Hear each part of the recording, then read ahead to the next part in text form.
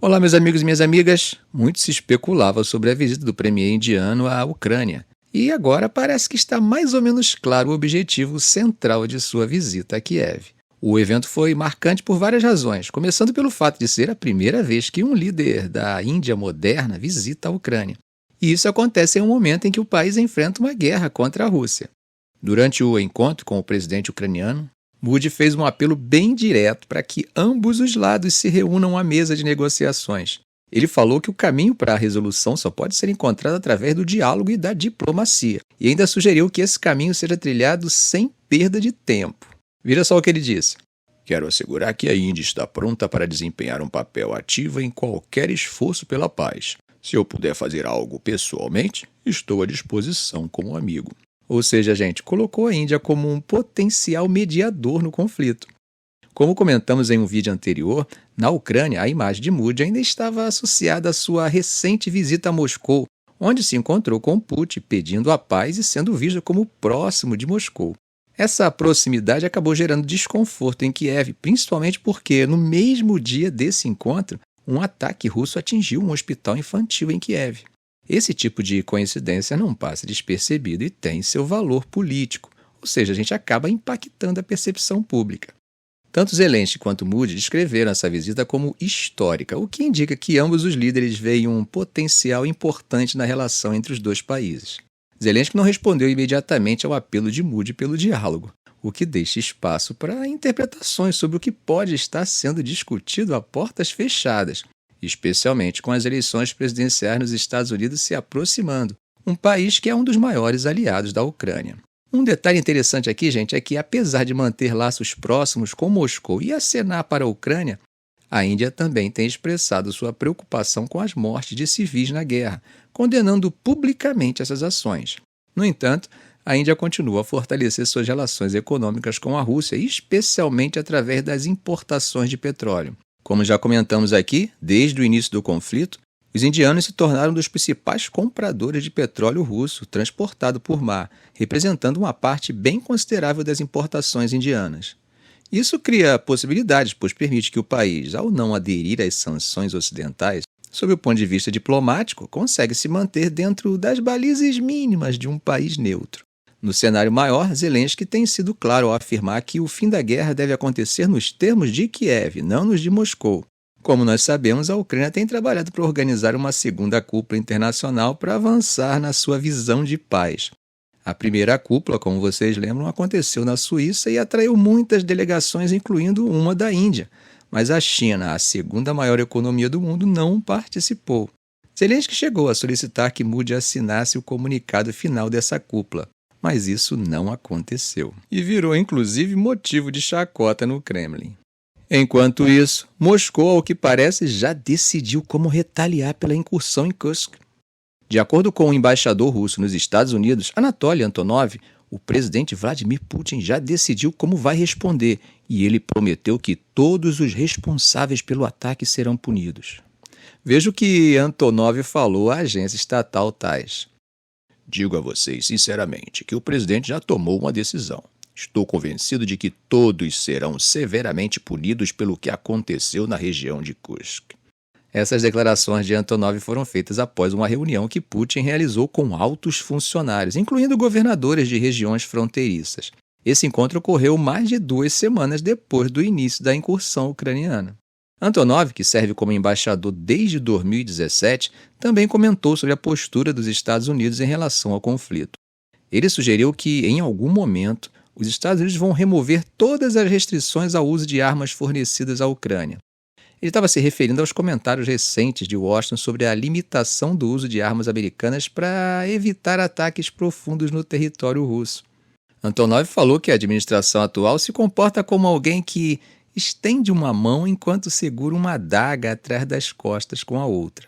Segundo ele, esses comentários são, na verdade, uma preparação para eventualmente eliminar todas as restrições sem muita reflexão. Bom, gente, o comprometimento de Washington é muito grande. Desde 2022, os Estados Unidos já forneceram mais de 55 bilhões de dólares em ajuda militar à Ucrânia, mas tem imposto alguns limites ao uso dessas armas, permitindo apenas que sejam usadas em solo ucraniano e em operações defensivas de contra-ataque. Apesar disso, Kiev afirmou que usou armas de fabricação americana, como bombas guiadas e sistemas de foguetes RIMARS, nos ataques na região de Kursk. Washington ainda não comentou diretamente sobre o uso dessas armas específicas na região, mas reafirmou que sua política não mudou e que o apoio à Ucrânia se mantém no contexto de defesa contra a invasão russa. Mas, como sabemos, esses discursos são um jogo retórico, que mudam de acordo com os rumos da situação. Gente, mas parece que Putin está andando com o urucubaca, se é que você me entende. Para além da guerra e de tropas inimigas em seu território, presos se amotinaram, fizeram reféns e mataram pelo menos um guarda. E esse incidente é apenas o mais recente de uma série de motins em prisões na Rússia nos últimos meses. De acordo com a mídia estatal russa, um número não especificado de presos se rebelou na colônia penal número 19, que é localizada na região de Volgogrado. Essa é uma prisão de segurança máxima com capacidade para abrigar até 1.200 homens. As autoridades locais e a mídia informaram que pelo menos 4 pessoas ficaram feridas e que uma operação está em andamento para libertar os reféns. Putin foi informado sobre o ataque pelo chefe do Serviço Penitenciário da Rússia durante uma reunião do Conselho de Segurança Nacional também hoje, sexta-feira. Ele pediu a outros funcionários de segurança que lhe dessem mais detalhes sobre o ocorrido, segundo um vídeo divulgado pelo Kremlin. O fato de Putin ter comentado o incidente rapidamente, menos de 2 horas após o ataque ser relatado, pode indicar a seriedade da situação. Só para contextualizar, gente, em junho houve outro incidente em que presos armados que alegaram ligação com o Estado Islâmico fizeram reféns em um centro de detenção preventiva na região de Rostov. As forças de segurança russas invadiram o local e libertaram os reféns, matando os agressores. Até o momento, a mídia estatal russa e as autoridades não divulgaram detalhes sobre os participantes do motim em Volgogrado e suas motivações. Dando um pulinho na Ásia, a Coreia do Norte não gostou de saber da venda planejada de helicópteros Apache dos Estados Unidos para a Coreia do Sul. De acordo com a mídia estatal norte-coreana, a KCNA, o Ministério das Relações Exteriores da Coreia do Norte prometeu tomar medidas adicionais para fortalecer sua defesa.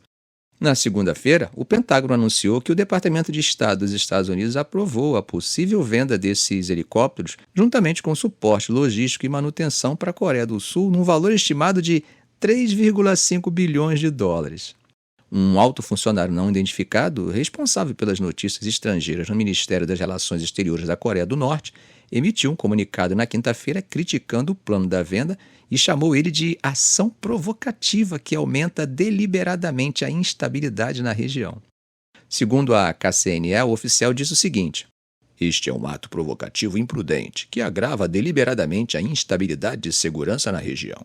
Esse mesmo oficial acusou Washington de escalar a confrontação militar, perturbando o equilíbrio militar e aumentando o risco de um novo conflito na região, ao fornecer armas letais aos seus aliados. O comunicado norte-coreano ainda destacou que a dissuasão estratégica do país será ainda mais fortalecida para proteger a segurança nacional, os interesses do país e a paz regional, comprometendo-se a continuar suas atividades militares para aumentar a autodefesa. Mudando de assunto, um ataque de drone realizado pela Turquia hoje, sexta-feira, segundo informou o Serviço de Contra-Terrorismo do Kurdistão iraquiano, acabou resultando na morte de 3 pessoas no norte do Iraque. O comunicado especificou que o ataque atingiu um veículo ligado ao Partido dos Trabalhadores do Kurdistão, o PKK, perto da cidade de Sulaimania, no norte do país. As vítimas identificadas incluíam um membro sênior do PKK, seu motorista e um guarda.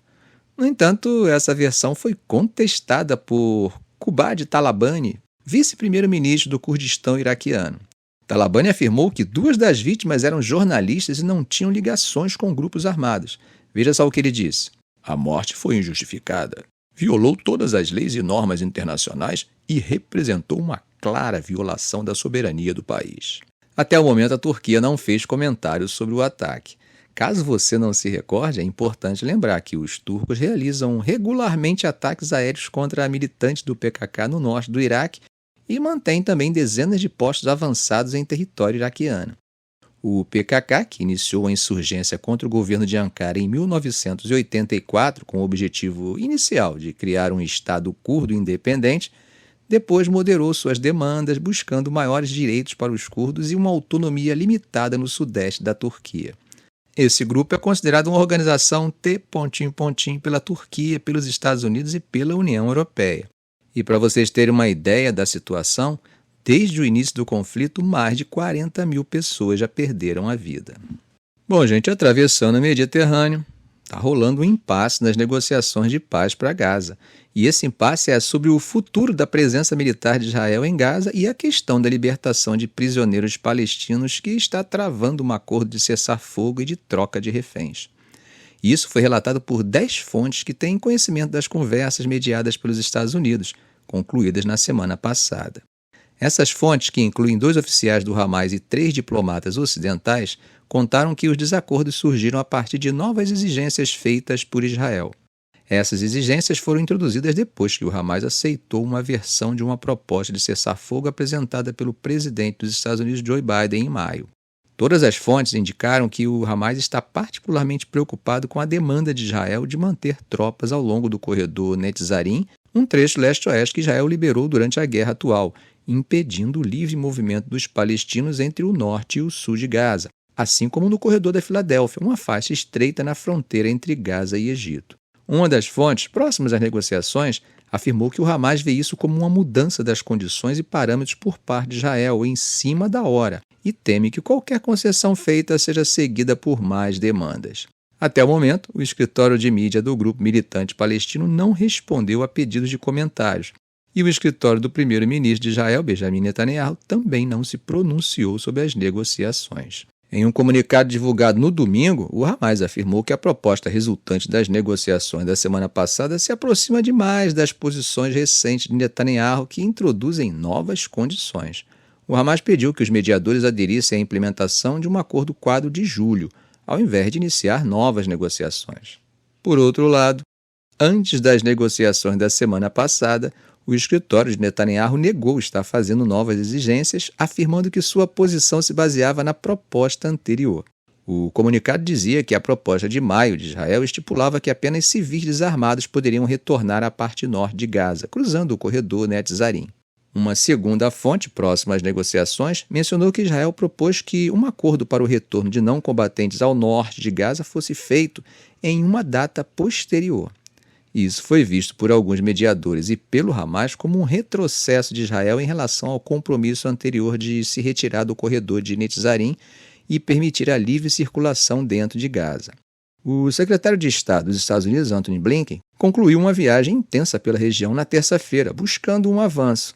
E após uma reunião com Netanyahu, Blinken disse que Israel aceitou uma nova proposta dos Estados Unidos para tentar reduzir as diferenças entre as posições de Israel e do Hamas. Um diplomata ocidental descreveu as últimas exigências de Israel nas negociações lideradas pelos Estados Unidos, sugerindo que os Estados Unidos parecem ter aceitado mudanças propostas por Netanyahu, incluindo a manutenção da presença militar israelense nos 2 corredores. No entanto, um oficial dos Estados Unidos contestou essa sugestão, afirmando que as negociações sobre a implementação visariam resolver desacordos sobre os corredores de Filadélfia e Netzarim, o número de prisioneiros palestinos e quais deles seriam libertados, entre outros tópicos. Blinken também rejeitou qualquer sugestão de que tropas israelenses ocupariam Gaza por um longo prazo, afirmando na coletiva de imprensa que o cronograma e os locais das retiradas militares israelenses estavam claramente definidos no acordo. Ficamos por aqui. Se esse vídeo foi útil para você, faça um comentário, compartilhe em suas redes sociais, dê um like. E é claro, se ainda não for inscrito, inscreva-se no canal e ative o sininho. Ok, gente? Um grande abraço do professor Arão Alves.